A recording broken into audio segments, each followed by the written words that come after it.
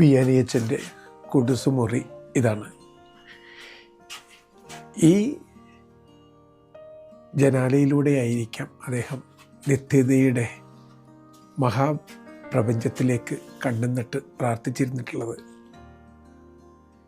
ഇവിടെ തന്നെയാകാം അദ്ദേഹത്തിനെ നിരന്തരം കീഴ്പ്പെടുത്തുന്ന പിശാചുക്കൾ ഒന്നൊന്നായിട്ട് അദ്ദേഹത്തെ ആക്രമിച്ചത്.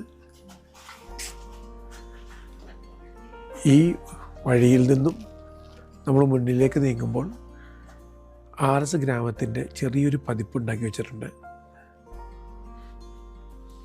അന്നത്തെ ആർഎസിനും ഇന്നത്തെ ആർഎസിനും തമ്മിൽ വലിയ വ്യത്യാസമൊന്നുമില്ല എന്നുള്ളതാണ് അമ്പരപ്പിക്കുന്ന കാര്യം. ഇപ്പോഴും നിങ്ങൾ ഈ ഗ്രാമത്തിലൂടെ സഞ്ചരിക്കുമ്പോൾ